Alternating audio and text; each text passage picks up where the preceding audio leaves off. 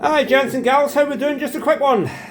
Looking at an M1B for James Hardy. Bit of an interesting story with this one. It was very, very heavily battery damaged. As you can see, there's been a lot of trace wires put on and repair work. Not by me, by the owner James himself. And he did a lot of repair work to it. He had these off, he replaced all these sockets, he buzzed everything out. Fired that up and it was doing nothing. So he tried everything he could. I went through it with him with several different tests and we checked various things and nothing was working, so he sent it here. So what have I done to it? Well, I've taken all these off because I had to check underneath them for a short. Doesn't matter, I've got them. There was a very, very slight short here, it was intermittent, fixed that. I've replaced the 681 and the CPU. The CPU was, I just wanted to rule it out, so I replaced it anyway. It turned out it had a bad leg. The 681, the original one, was getting red hot. It was supposed to be non-gun testing another board. I think maybe we accidentally shorted it out, I don't know. But I've replaced it with a brand new one. New old stock Signetics part right out of the box. RAM replaced because well the pins had been soldered and desoldered and soldered, so I didn't trust it anymore, so brand new RAM in there. Did that fired up, I was still getting nothing. I was getting something weird, it was freewheeling but only at U11. Nothing else in the board was doing anything, but U11 was going nuts, every output. So, the thing was, it shouldn't have been doing anything at all because pin 19 of U10 here, the 154, was high. So this was disabled. Nothing should have been coming out of this, at all. Pin 5 is always busy, and of course your output is always a 0. Right? Except, I've got, well, let me turn it back on. There was a wire link here at pin 14. That guy right there, pin 4. And pin 14 is the enable line coming to this. 157. So pin 12. This wire link, And I happen to have, I don't know if it's a case of when the board was flipped over I usually have that we got our pin positions mixed up, but this wire link at pin 14 and I can throw the inputs to this 157. was tying to an address line down here. Are busy, they're doing their thing. But the output, remember the output? So every time we switched the board on, That's the U11 was going nuts because it was getting an enable signal when it shouldn't have. But I've taken that wire link off pin 14 and there's no issue at all. There's no break there. There is some breaks between the RAM, I believe it's A0 and A1 and D2. They were broken at the RAM. And there was another link somewhere, I can't remember where, but that link from there, oh, focus!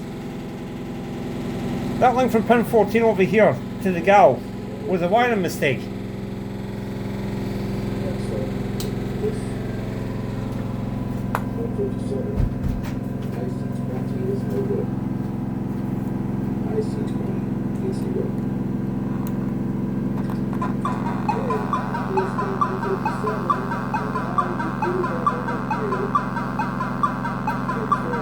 For the first time ever we hear a heartbeat on this board.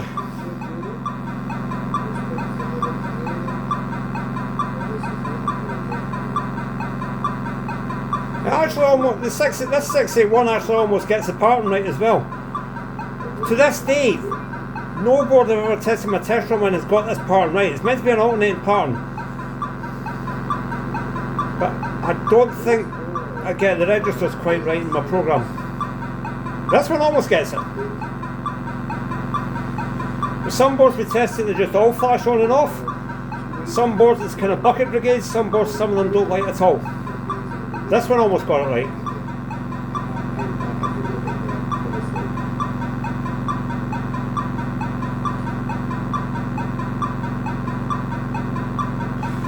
So there's still a lot to do with this. I will replace everything that I cut off. I'll need to be extremely careful there because there's some wires there. Very easy to reshort that. I might put some, I think what I might do is put some clear varnish on it first, then desolder the pins, lift them off, and then put part back on. Should be easy enough to replace those two. Replace that up there. I might have an 8279 and a 682 line around, but we're not looking for a gameplay video here. You might see a gameplay video with something later on, but not this. We're basically looking for this, the heartbeat.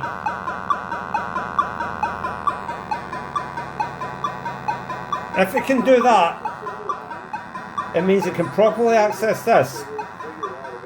It means the U10 is selecting the outputs correctly, and that means that the 681 CPU and RAM are all working.